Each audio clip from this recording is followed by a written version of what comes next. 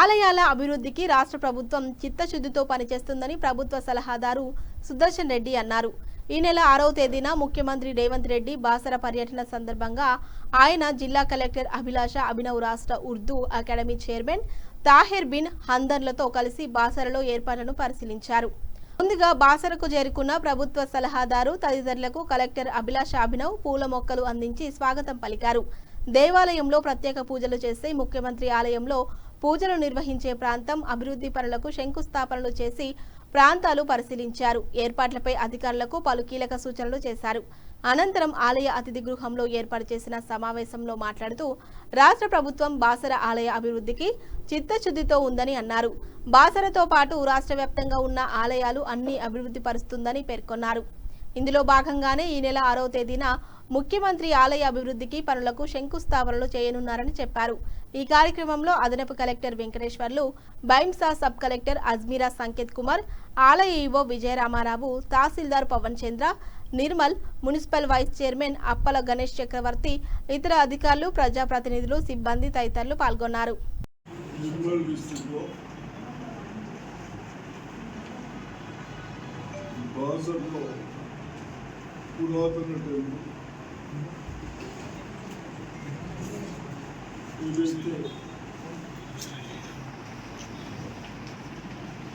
మనమందరం మంచిగా చదువుకోవడానికి కానీ విద్యావంతులై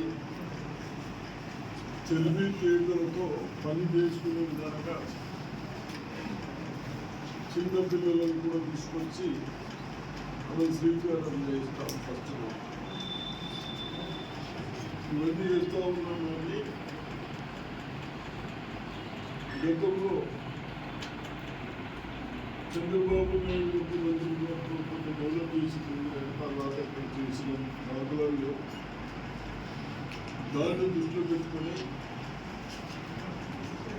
వచ్చిన భక్తులకు కానీ ఆ సరస్వతి దేవుని వచ్చినప్పుడు ప్రశాంతంగా అన్ని విధాలుగా సౌకర్యాలు ఉన్న ఉద్దేశంతో మన ముఖ్యమంత్రి గారు రేవంత్ రెడ్డి గారు ఒక ప్రణాళిక చేపట్టి దాన్ని ఏ విధంగా చేస్తే బాగుంటుందనే ఉద్దేశంతో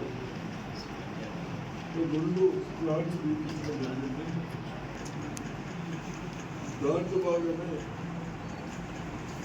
all sides roads, 3 sides road ఉన్న విధంగా రోడ్స్ విడతూ ఉండేటట్టు, గుడిలో ఎక్కడ కూడా ఏం లేకుండా అంటే బాగుంటున్నట్టు, షాపులు కూడా అవన్నీ లేకుండా ప్రశాంతంగా ఉండేటట్టు కావాల్సిన మనము టెంపుల్స్ ఎలా ఉన్నారో దాని ప్రకారం చూస్తూ మన ప్రపోజల్ ఇచ్చడం జరిగింది. దాన్ని దృష్టిలో పెట్టుకొని